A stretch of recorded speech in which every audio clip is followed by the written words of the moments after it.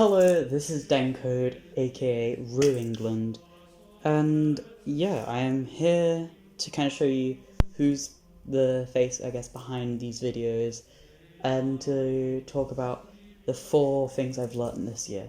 So it's going to be relatively short, but yeah, let's kind of get into it. So, just a quick history of how I got to liking film. I first started film when I was really 8 years old with my sister on our PlayStation Portables, PSPs, and we used to make films, and that was really fun. And my dad would show me how to edit and stuff, and it was really good. And never thought too much of it, just really enjoyed doing it. When I got my phone, I started making little films on that. Really nice cinematic stuff, which in the end did get me into a really amazing media school. Using those films that I shot on my phone. So phones are a good way to start. However, I did need a camera, and when I started that media school, I definitely needed one. So I bought a nice camera, and I'm very glad.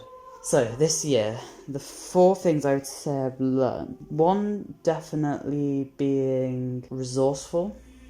So I've had to do a lot of research into the stuff that I bought, because not only do we have a budget, but also just really need to make sure that your stuff's all good and you're not going to waste money. And yeah, I've really learned how to do that. My mum definitely helped me on that. The second one would be, I guess, networking. When you learn how to use a camera, you'll also learn about other cameras. So you can go up to people using the camera and be like, wow, is that an EOS series? Oh my goodness, wow. Oh, you're using Arri? That's amazing. And when you're a young, questionable person like that, people in the industry kind of are more inclined to talk to you, and that's when you exchange details. So from that alone, I've met people who work on on the advertising team for Pizza Hut, people who work for Global, people who do stuff for Sky, loads of people, because I went up to them and asked, what camera do you use? And that's just amazing. The opportunities you can get from networking as well, very good. And definitely another one would be, I guess, yes, the third one would be learning how to use an actual camera. So before this year, I could not use a camera whatsoever. I knew how to use it, I knew about ISO, aperture and all that, but I'd never practically used it, because I was all on my phone, had lenses on my phone, and thought, okay, that will do me for a while. And yeah, then I got my camera, and it was relatively easy to get into, but that's obviously going to be a big thing for a new filmmaker, is actually learning how to use their equipment. So I've learned how to use lighting, do lighting, so you've got your butterfly lighting and all that stuff. All that is really handy stuff to learn. My 4th thing I've learned is your stuff isn't good enough, and that's okay, because you're still learning. Simon Kubrick was still learning, and the great people who in film are still learning, and all of their stuff is trash.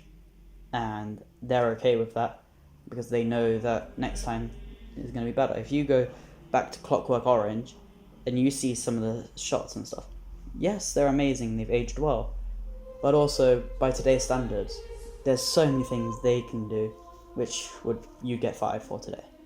And that's all because someone said that's not good enough. And that's been a big struggle with me over the year, getting told that's not good enough. And I hated it, but I'm slowly coming to accepting constructive criticism. And I think it's also a really big thing that people on YouTube need to learn, is change up your lighting. I see all these YouTubers with the same lighting systems, the same cameras, it just gets really boring. And they edit the same way. So I just want to say, your lighting is utter trash, fix it, and make it better. Each video shouldn't be a carbon copy of the last. I think I might put a bonus one in there, which would be learning how to shoot different styles. So what I mean by that is how to like direct versus how to shoot B-roll. So in my other videos I've shown you lots of my B-roll cinematic shots, whereas I have a video coming out which is going to be coming out, just doing the final editing draft round about now-ish, and that I was directing someone how and had an actor within my piece. I also poured my heart and soul into that one. It's gonna be good. But yeah, just really learning the different ways of using camera versus, so like, where with B-roll you're gonna be really slow shots and really thinking about what's in your scene, whereas directing you're thinking about the other person and how they're acting on your camera versus how nature looks on your camera, I guess. And I mean, that's not even it, like, that's only film. Like, I've learnt so much this year given the school I'm at.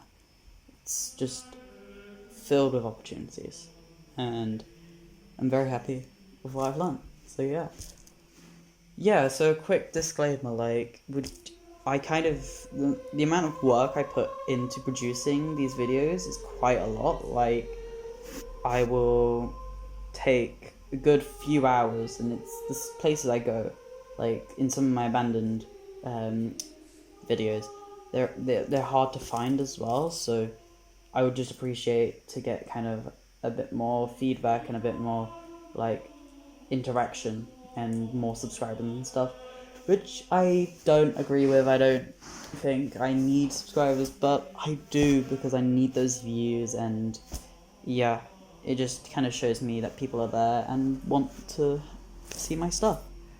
So yeah, that would be really nice. And I think I'm gonna go because I want to edit. I also want to go to sleep, and yeah, you get to see my beautiful face behind the camera. Peace out, my dudes.